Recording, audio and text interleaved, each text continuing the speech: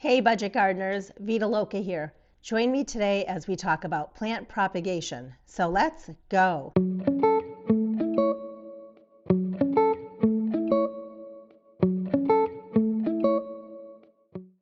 As you know, my YouTube channel is all about gardening on a budget. And today's video is talking specifically about how to garden on a budget using plant propagation. Now, I've shown you in many videos different ways that I propagate plants, but I wanted to go a little bit more into detail on what does that mean when we talk about plant propagation. So let's start with a basic definition. To propagate a plant means to multiply or make new plants for either cheap or for a very low cost.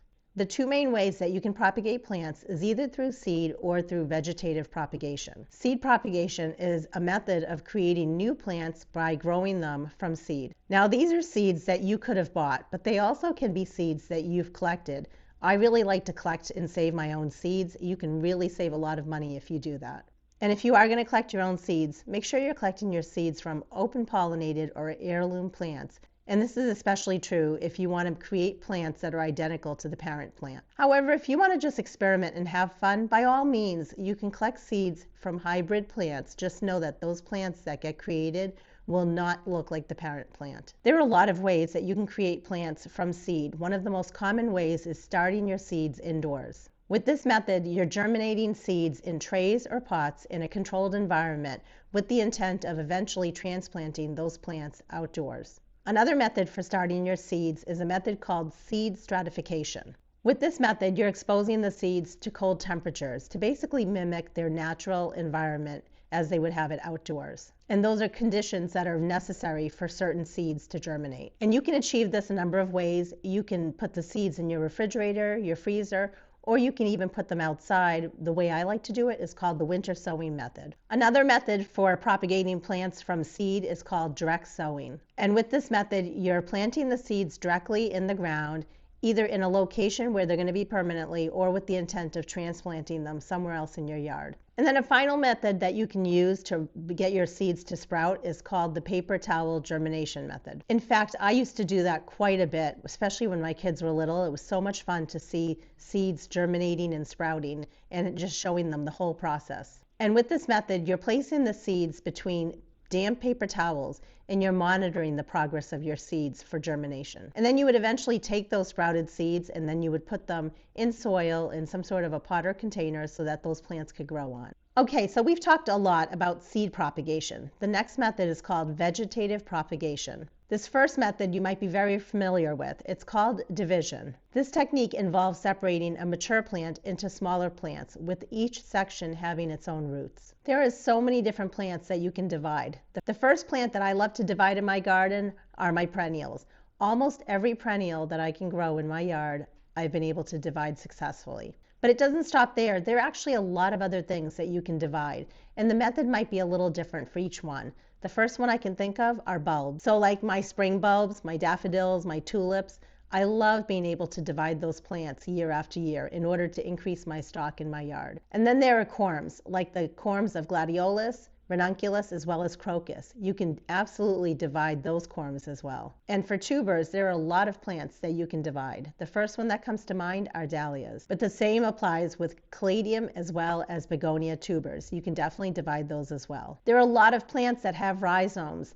Calla lilies and canna lilies are just two of many plants that have rhizomes that you can also divide. Another form of vegetative propagation is called cuttings. With this technique, you're taking a section of a plant and you're just getting that section of the plant to root. There are stem cuttings. With this process, you're taking a stem from the parent plant, you're putting it in some sort of a potting media, and you're creating roots in order to create a new plant.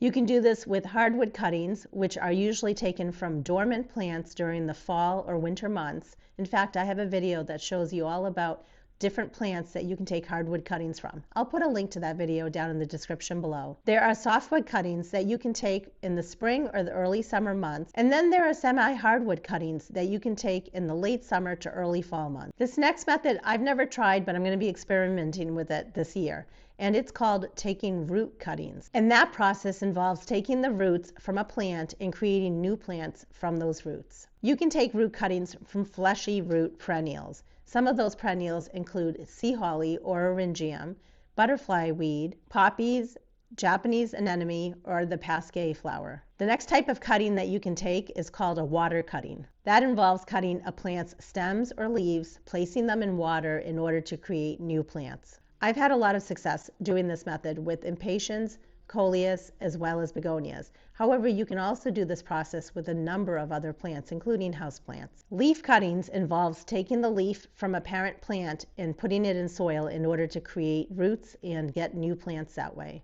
Some common plants that people have had a lot of success with, including myself, include African violets, Rex begonias, as well as many other houseplants. A lot of people have snake plants. Absolutely, you could take the leaves off of a snake plant and you could get those leaves to root.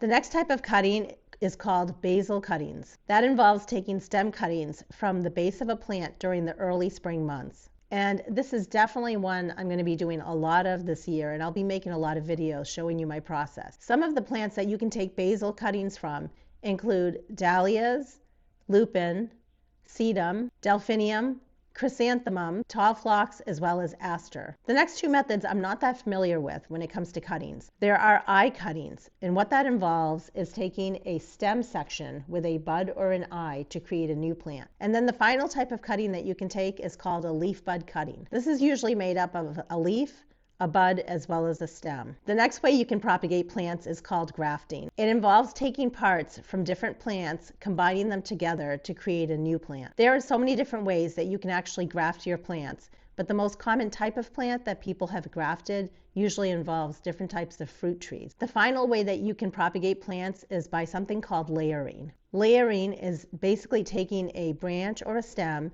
and getting it to create roots along that branch or stem. And you would be doing this all while that branch or stem is still attached to the parent plant. Now you may not know it, but you may have already had a plant that layered somewhere in your yard. The most common type of layering is called simple layering. This technique involves bending a flexible stem down to the soil and then covering it so that the stem has good contact with the soil. And the goal is to encourage that stem that you bent to root and create a new plant or create a bunch of new plants. You can do this method with a lot of different plants. Some of the plants that I've tried it with include climbing roses, forsythia, strawberries, rhododendron, azalea, as well as boxwood. There's another method called tip layering. With tip layering, you're taking the top of the plant, bringing the tip down to the soil.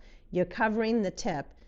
The whole purpose is to create a new plant with that flexible piece that you've just bent. And you typically would do tip layering with a plant like a raspberry or a blackberry bush. There's something called air layering. And with this process, you're creating roots on the stem while it's still attached to the parent plant. Magnolias, azaleas, as well as camellias would be great plants to experiment with air layering. There's something called compound or serpentine layering. This is a technique where a single stem is bent and it's covered with soil at multiple points along its length. And you're creating several new plants from one stem by alternately burying and exposing sections of it. You're essentially serpentining the stem through the soil. And you better believe I'll be trying this year.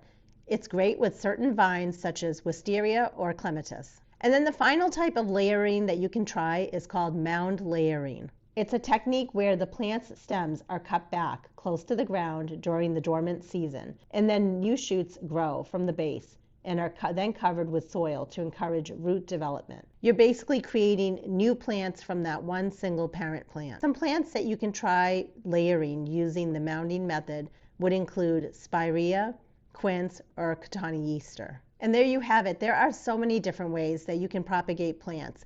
And propagating plants is a great way to garden on a budget. On my channel, I encourage you to click on the little magnifying glass and to do a search on whatever plants you're thinking of propagating, because I might have already created a video showing you how to do that method. For example, if you did a search on how to divide a certain plant, I may have already created a video on that. Or how to start a certain plant from seed, how to collect the seeds from certain plants. I have a ton of videos that I've created showing you my method for plant propagation, and I want to make sure that you can access them very easily. If you have any questions or comments, I'd love to hear from you, and be on the lookout because I'm going to be creating a lot more videos having to do with how to garden on a budget. And until the next video, make it a great day with gardening.